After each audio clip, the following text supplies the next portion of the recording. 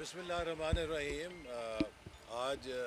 پاکستان مسلم league نون آزاد جموں کشمیر کی پارلیمانی party کا کشمیر کمیٹی کے ہمراہ اجلاس ہوا،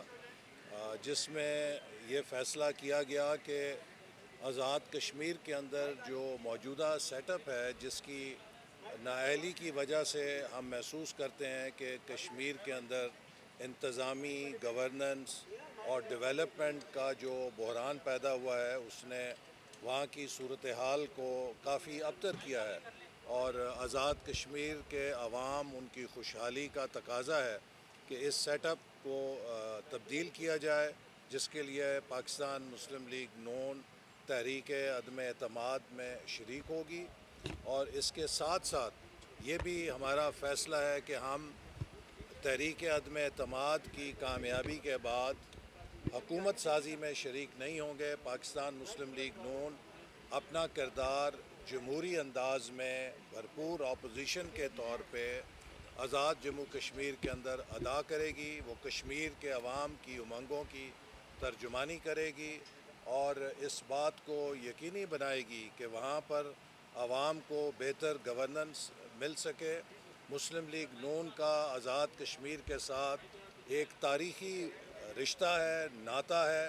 اور ماضی میں مسلم لیگ نون کی حکومت نے جو ریکارڈ ترقیاتی کام کیے ہیں آزاد کشمیر کے اندر، وہ سب تاریخ کا حصہ ہیں۔ اور خاص طور پہ میں یہ بات دہرانا چاہوں گا کہ یہ وزیر اعظم نواز شریف تھے کہ جنہوں نے یک جنبش قلم ایک ہی وقت میں کشمیر کے لیے ڈیولپمنٹ فنڈز کو دگنا کر دیا تھا تاکہ کشمیر کے عوام کو ترقی کے ثمرات مل سکیں۔ اور آج بھی مسلم لیگ نون کی کشمیر کے ساتھ کمٹمنٹ، کشمیر کے عوام کے ساتھ کمٹمنٹ، مسئلہ کشمیر کے ساتھ کمٹمنٹ اور مقبوضہ کشمیر کے عوام کے ساتھ ہماری جو کمٹمنٹ ہے وہ ایک آنی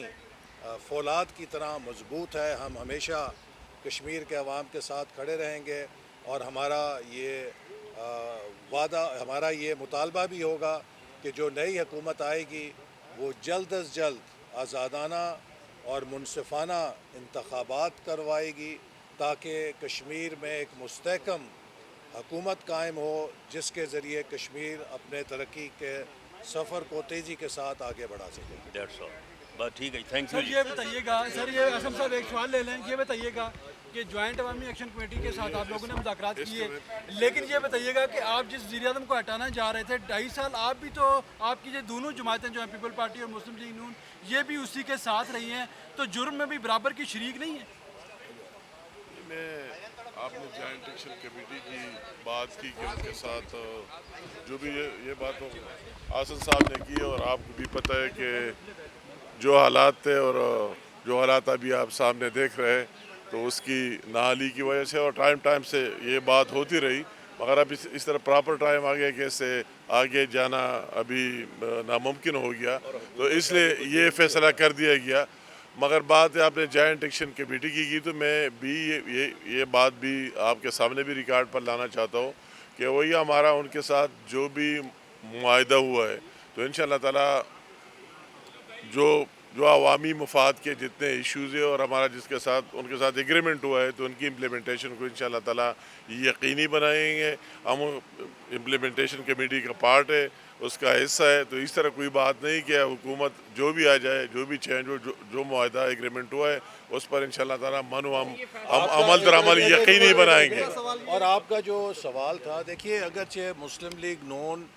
گزشتہ مخلوط حکومت میں شریک تھی، لیکن ہم اس کے اندر ایک مائنورٹی سٹیک ہولڈر تھے، اور ہماری آزاد کشمیر مسلم لیگ نون کی پارلیمانی پارٹی، وہاں ہماری جو پارٹی ہے، اس کا مسلسل یہی مطالبہ تھا اور یہی موقف تھا کہ ہمیں اس حکومت سے علیحدہ ہونا چاہیے، چونکہ وہ حکومت کی کارکردگی سے نالاں تھے، اور بالآخر ہمارا یہ موقف تسلیم ہوا ہے، اور دیگر جو سٹیک ہولڈرز ہیں، دیگر سیاسی جماعتیں ہیں، انہوں نے بھی ہمارے اسی موقف کو تسلیم کیا ہے کہ یہی جو مخلوط سیٹ اپ ہے، یہ جو ایک ملغوبہ تھا، یہ وہاں کے مسائل کا حل نہیں، اور دراصل میں سمجھتا ہوں کہ یہ مسلم لیگ نون کہ اس موقف کی جیت ہے کہ جو ہماری پارٹی کہتی تھی کہ ہمیں اس حکومت سے علیحدہ ہونا چاہیے، ہمیں یہ سیٹ اپ تبدیل کرنا چاہیے تاکہ کشمیر کے عوام کو ہم اس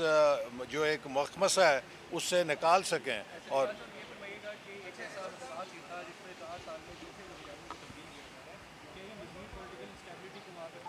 دیکھیے اس وقت میں سمجھتا ہوں کہ یہ ایک بڑی جمہوری میچورٹی کا ایک ثبوت بھی ہے کہ آپ دیکھیے کہ جو دو بڑے اسٹیک ہولڈرز ہیں وہ اتفاق رائے سے کشمیر کے سیاسی صورتحال کے پیش نظر وہاں کی بہتر گورننس کے حوالے سے اس بات پر اتفاق رائے کر رہے ہیں کہ ہم مل کر تحریک عدم اعتماد کو کامیاب کریں گے. اور انہوں نے اس بات پر بھی اتفاق کیا ہے کہ ایک فریق اگر حکومت سازی کرتا ہے تو دوسرا فریق اپوزیشن کے اندر اپنا کردار ادا کرے گا. یہ میں سمجھتا ہوں کہ ایک بڑے میچور جمہوری نظام کی علامت ہے اور نشانی ہے.